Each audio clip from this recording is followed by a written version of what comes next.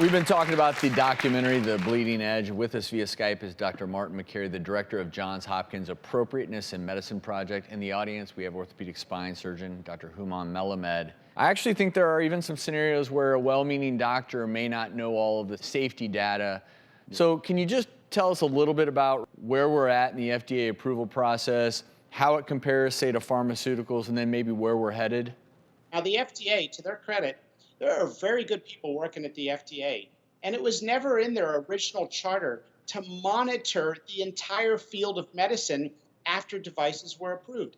They have a narrow charter, and I think patients have to realize that it's on them sometimes to ask the right questions. What are the treatment alternatives? What is the device?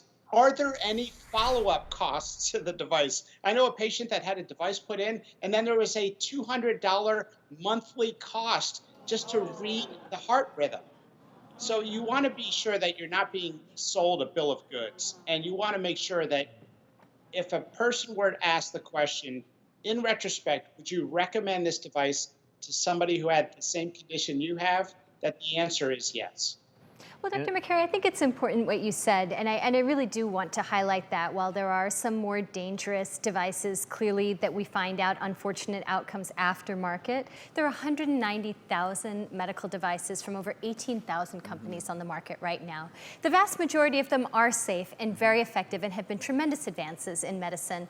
But I do think that given that there are some very unfortunate outcomes, you just have to be so cautious and be aware. So not for people to panic, and devices are not bad. Technology is not bad. You just have to be a really informed consumer and really trust your physician before you proceed with, certainly with any sort of device implant. And it's almost a testament to the ingenuity of our healthcare system, always trying to improve things.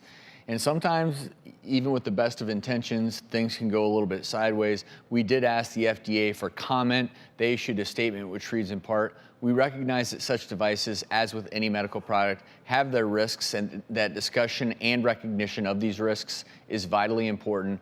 But the film inaccurately portrays several areas related to the FDA's regulation of medical devices, among other inaccuracies. Most importantly, our mission to protect patients and provide them with timely and sustained access to high-quality, safe, and effective medical devices."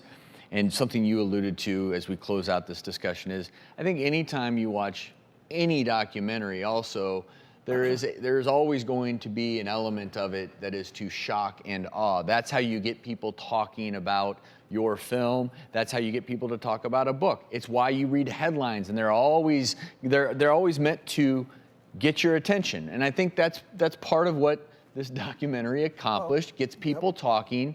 And I think the most important thing is you as an individual realize that if you need a medical device and it's going to save your life or improve your quality of life, well then, by all means, after discussion, maybe getting a second opinion, that is something that could change your life.